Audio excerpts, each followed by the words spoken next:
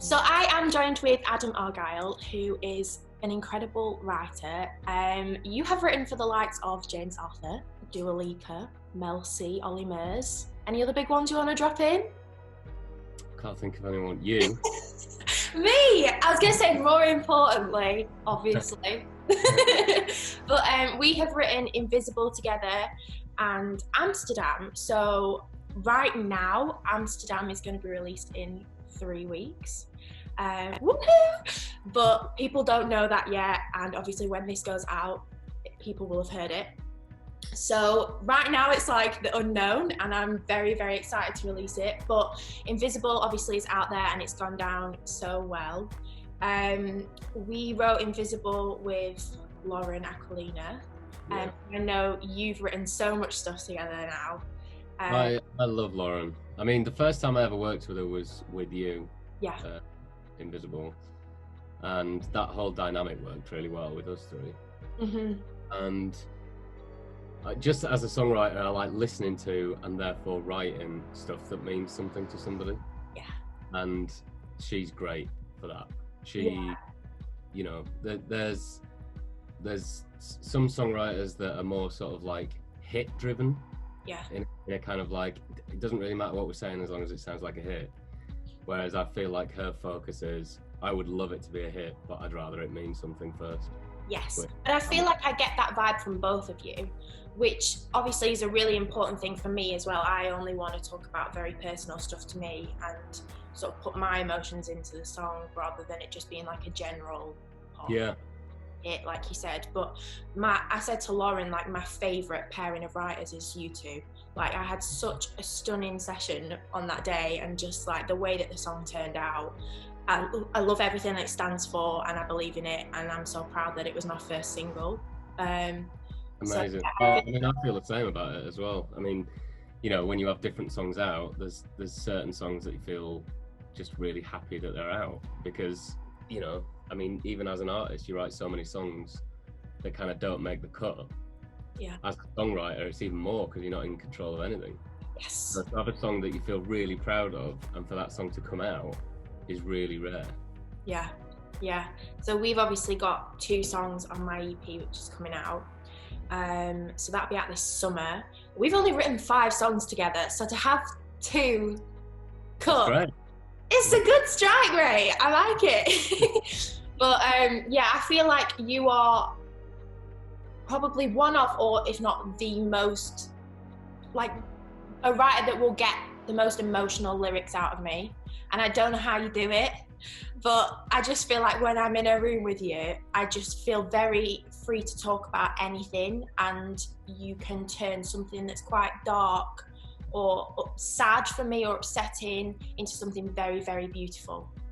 I mean, my close writer friends, people who I've become friends with over the years, now call me Saddam, because I just love writing sad songs. I like genuinely, I mean, I grew up listening to country music, like really sad stuff. And I find it fascinating. And also working with artists who've got something to say. It doesn't have to be sad, but I just like anybody with some kind of story or some kind of feeling. And that's the point of music, hopefully, is to sort of like pick out the extremes of an emotion and then try and, I like the exercise of it, of trying to describe something which everybody feels, because everybody's problems everyone else can relate to. They've felt it in some kind of way or another. Yeah. And when it comes from a really real place, when we get in the studio and you're talking about something that is very real, hopefully not in some kind of weird sadistic way, but I absolutely love it, because it's real, and if we can do something real, then that's wicked. Yeah, I think with Invisible, my biggest fear was that because it's so very personal, like me talking about my dad being saying I was overweight and all these like very personal things to me, I was worried that people might not relate. But actually, the whole thing about the song is about how mental health is invisible and you wouldn't know unless someone told you and things like that. And actually, it's the most relatable song I've ever written, and the way that people took that on as well, and the messages I've got from fans is just unbelievable, and I don't think I've ever had a reaction from a song like that in the past. Amazing. And it's been incredible. But I mean, we had a very, very lovely session, obviously. I think it was my second time writing with you, and obviously your and Lauren's first. But when I spoke to Lauren the other day, she was saying that obviously first time writing with you, and within 5 minutes you were showing us videos of fart porn, and it was just like that sounds so brilliant.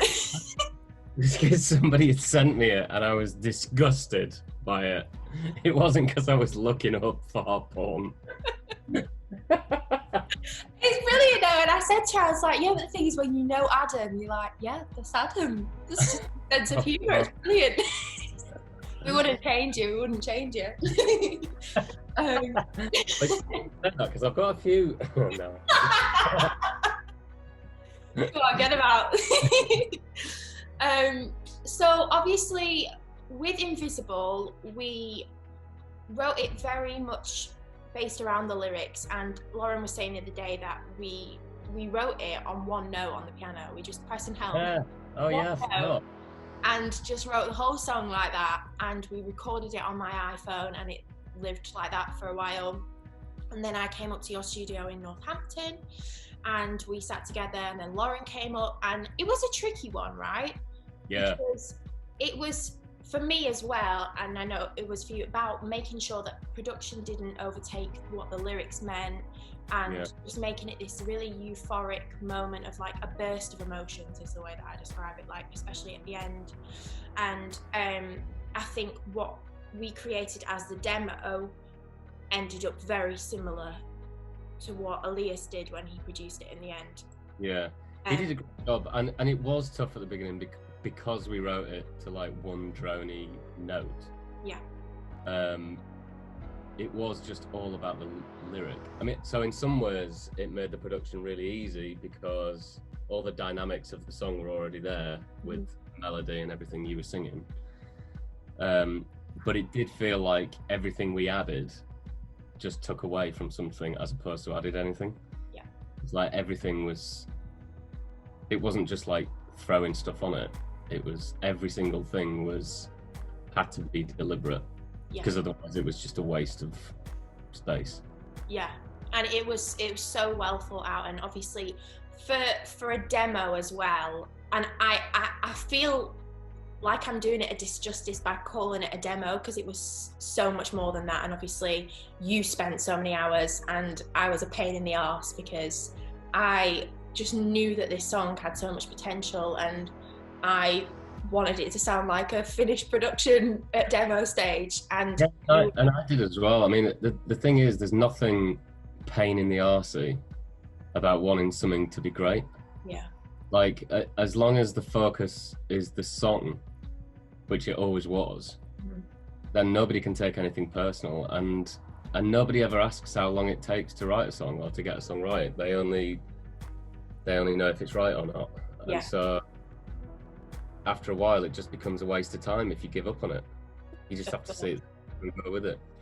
I have a screenshot which I've had for almost 2 years, which is when you sent through the first demo of Invisible. Right. And this is an email, and I screenshot this because I just loved it. And you said, "Never been more nervous sending a demo. Hope you dig it. Hope I haven't killed it." And I was just like, the fact that you feel nervous to send this demo knows that we all care so much about this song. Yeah. Which means a lot to me as well. Obviously it's my song essentially, but it's also our little baby between the three of us. So yeah, I think it's a very, very personal song, and I'm glad that people love it. But also just that people have accepted me for my flaws. And obviously Lauren was saying the other day that I think all three of us related to everything that was discussed in that room that day, and had a story to tell in every lyric. We've all been through that kind of thing. Yeah, 100%. Yeah, so it's a special one. Yeah, oh, absolutely. I think, I mean, I love it. It doesn't even feel like it was written anymore. It just feels like it's just there. I love it. Good. Were you happy with how it turned out? Because obviously you didn't produce the final version, you did vocal production, and obviously we kept it quite similar to how we'd done it anyway. But were you happy with how it turned out as a whole? I loved it. I just thought it was brilliant. I loved the video as well. Thought that was Yeah. fantastic. And I thought the production was perfect. I thought it was great. I liked everything about it. It was really. That's good. That makes me proud. I feel like we've done our job well then, if everyone's happy. Yeah. And then obviously we wrote Amsterdam. Yeah. I think that was like October 2018. And that one I loved. So obviously Invisible's a little bit of a ballad. Well, it is a ballad, but there is this big section at the end. But Amsterdam is like so classic Grace Davies. It's untrue. It's just sad piano strings ballad. Indulging in sadness. Yeah, and you've produced the final version of that, which actually has not changed since the demo because you just did it so perfectly. That Yeah, I mean, I just felt that again because we write everything without trying to produce something on the day. Mhm. I feel like we tick the boxes of all the dynamics that usually a production has to do a bit of work to achieve. Yeah. If you haven't written it like that.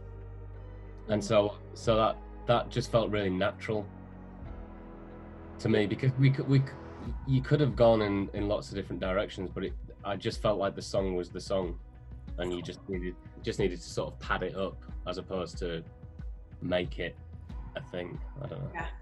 And it is so beautiful, and I think it's on the EP essay there's like Invisible, which is this mix of like a ballad and something, and then we've got a bop, which is Addicted to Blue, a banger, and my ballad is Amsterdam. And I feel like it's this really nice moment to just sit and appreciate words and music, and there's just not that much to distract from a really, really beautiful song, I think. And the thing I like about it is it talks about something that's not cool to feel. Yeah. Like, you know, there's sort of like sad songs that just feel cool because you're anxious and you got like problems and everybody's like, yeah, you know, whatever. Yeah. Whereas Amsterdam is about just being jealous in a really sort of childish way. And I love it because, again, I feel like everybody can relate to that, but nobody talks about it because it's embarrassing. It is embarrassing because essentially it's a relationship where nothing is wrong and you should feel very comfortable and safe, but yet everything around you is like a worry that you might lose that person. And that, I think every person that's ever been in a relationship has to have felt that way. Yeah, so I mean, especially sort of early days where you just kind of like, after that initial kind of influx of emotions and all that sort of thing, then you're just like, oh God, I really hope this doesn't go south. Yeah. It just feels really good. And then in a moment that the song's about of like the first sort of jolt in a relationship of like, oh, I'm going away for work, or I'm going on holiday with my mates, or I'm doing like something that is not in the routine that you've been used to up to this point. You just get a little bit scared.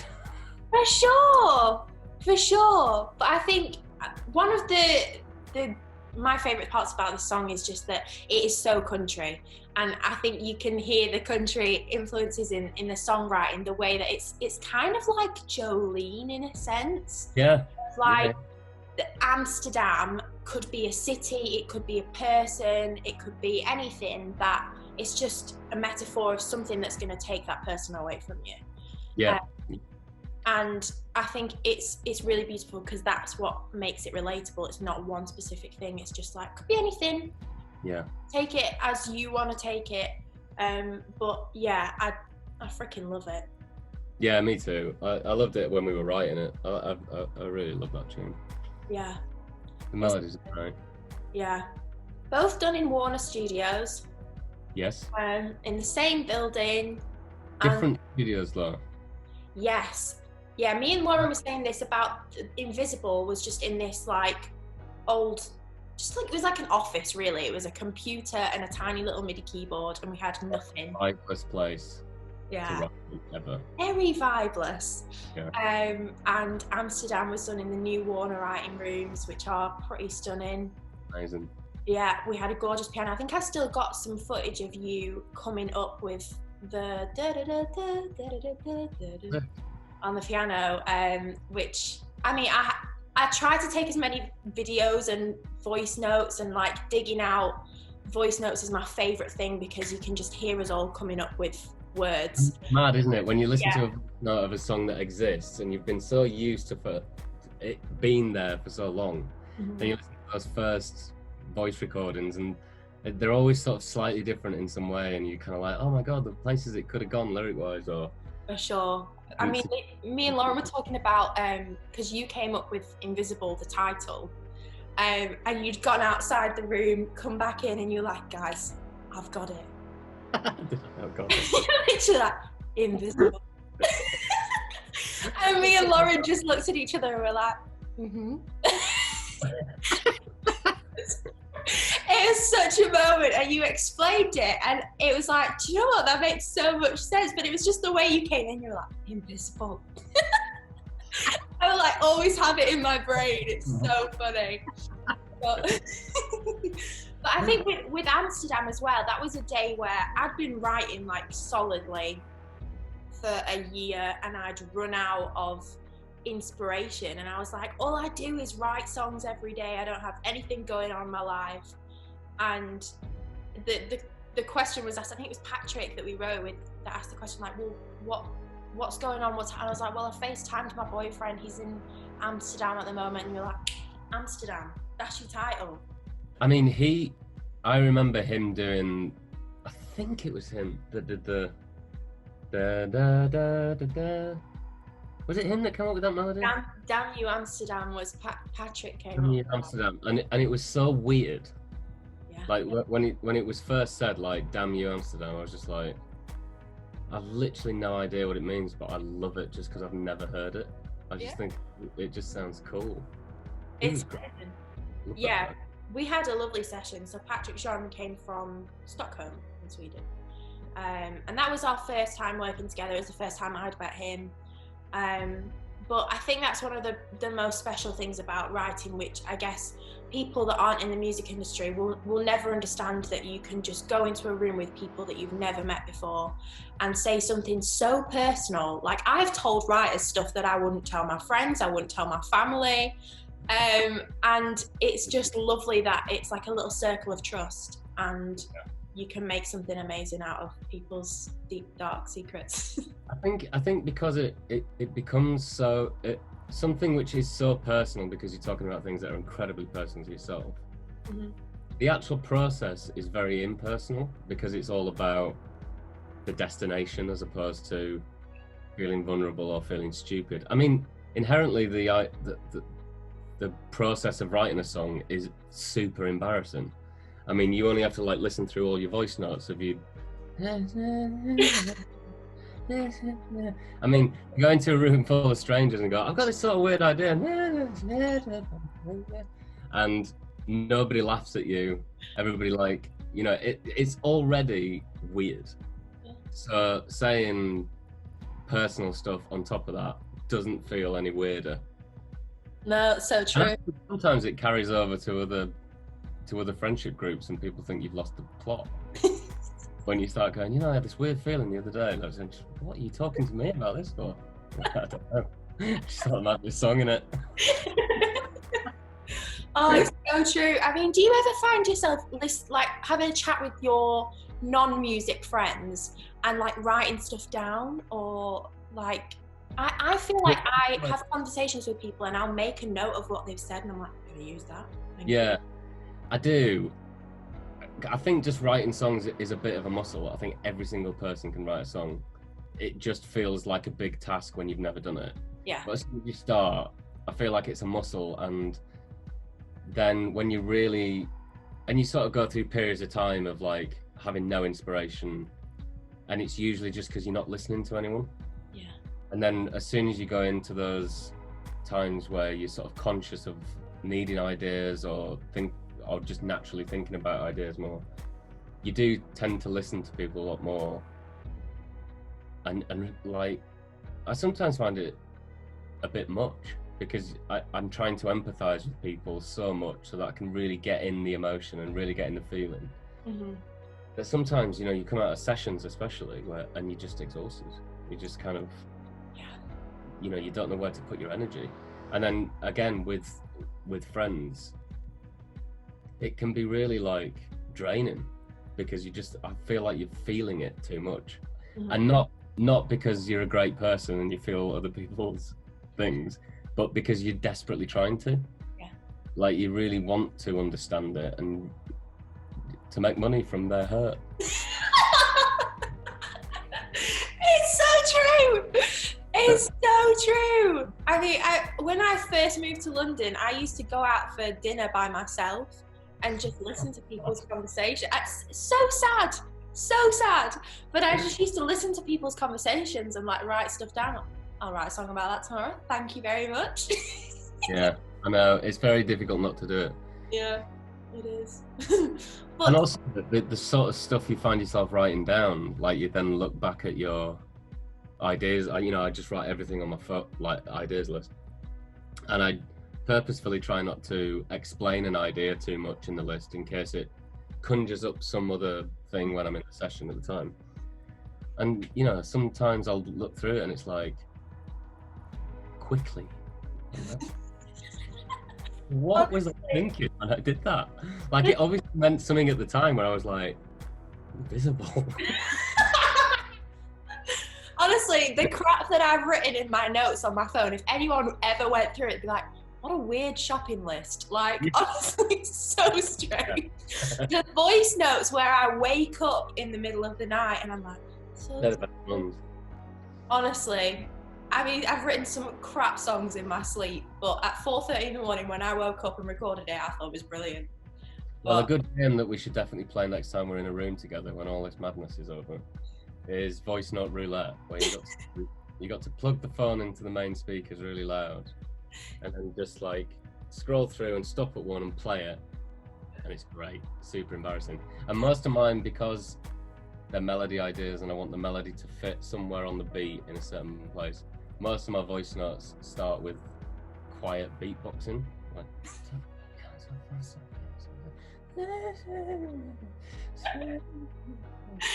oh, I love it. It's so relatable.